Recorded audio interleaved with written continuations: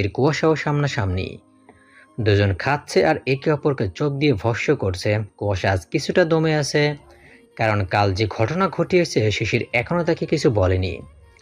এমন নীরবতা কুয়াশাকে ক্রমেই ভয় গ্রাস করছে, এ যেন তাণ্ডবের পূর্বাভাস। খাওয়া শেষ করে সবাই সবার গন্তব্যে রওনা দিল। সকাল 9:15। রোদ উঠে গেছে বেশ ভালো মতো। রোদের তেজ মনে হচ্ছে পুরো শরীরে আগুনের ভেতর। গরমে ব্যস্ত শহরের অবস্থা বেগতিক।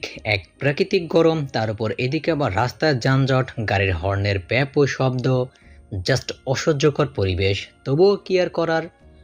ব্যস্ত শহরে ব্যস্ত মানুষদের পেটের দায়ে ছুটতেই হবে নিজ নিজ কর্মক্ষেত্রে। কুয়াশার স্মৃতি কলেজের গেট পেরিয়ে কলেজের ভেতরে ঢুকলো। এটা কুষ্টিয়া সরকারি কলেজ। এই কলেজের ভেতরটা অনেক সুন্দর। গেট পেরিয়ে ওরা প্রথমে গেট দিয়ে তাদের ক্লাসরুম বিজ্ঞান ভবনের উদ্দেশ্যে হাঁটছে আর গল্প করছে। ঈশা আসেনি আজ। কলেজের ফিল্ড আগে অনেক বড় ছিল, এখনো আছে, কিন্তু কলেজে ঢুকতে ডান সাইডে আগে গাছগাছালি ছিল। গাছের নিচে বসার জন্য সুন্দর শান বাধাই করা ছিল। সেগুলো কেটে ভেঙে এখন সেখানে 10 তলা বিশিষ্ট বিল্ডিং হচ্ছে, যেগুলো ক্লাসরুম হবে। এজন্যই কলেজের ফিল্ড একটু ছোট হয়ে গেছে। এখন বসে আড্ডা দেওয়ার জন্য কলেজ থেকে বের হয়ে ডান সাইডে পুকুর পাড়ে, সেখানে অনেকটা জায়গা নিয়ে ছাত্রছাত্রীরা আড্ডা দেয়। সেই জায়গাটাও অনেক সুন্দর। পুকুরটা বেশ বড় সড়ই, শান করে ঘাট বাঁধাই করা আছে। পানিগুলো অনেক সুন্দর। এছাড়া অন্যান্য সব জায়গায় বসে আড্ডা দেয় বিভিন্ন ডিপার্টমেন্টের ছাত্রছাত্রীরা। তারা গল্পে গল্পে ক্লাসে চলে এসেছে। স্মৃতি কুয়াশার বেস্ট ফ্রেন্ড। ঈশা কুয়াশার আত্মীয় হলো তেমন একটা ক্লোজ না যতটা স্মৃতি আর ক্লোজ ফ্রেন্ড। ক্লাসরুমে ঢুকতেই সামনে রনি এসে দাঁড়ালো। এই ছেলেটা আজ 1 বছর ধরে কুয়াশার পিছে পড়ে আছে, কিন্তু কুয়াশা পাত্তা দেয় না। রনি কুয়াশার ফ্রেন্ডই ধরতে গেলে কুয়াশা সেম ইয়ারের রিলেশন পছন্দ করে না। তার ভাষ্যমতে সেম ইয়ারে প্রেমের কোনো মজা নেই।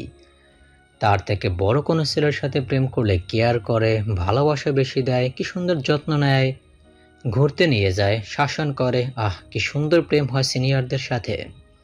সেম ইয়ারে প্রেম করে গাধারা, যেসবের কোনো ভিত্তি নেই, কোনো ভবিষ্যৎ নেই, জাস্ট টাইম পাস।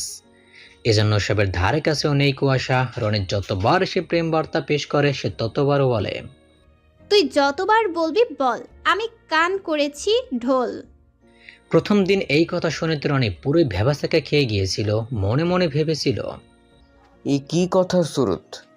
অবশ্য কুয়াশার থেকে এইগুলোই আশা করা যায়। এই মেয়ে এমনই, কথাবার্তা ঠিক নেই, কাকে কি বলে কখন কি করে সে নিজেও বোঝে না। রনিকে ভেংসি কেটে সে আর স্মৃতি ক্লাসে ঢুকে গেল। গিয়ে তাদের রেজিস্ট্রি করা বেঞ্চে গিয়ে বসলো।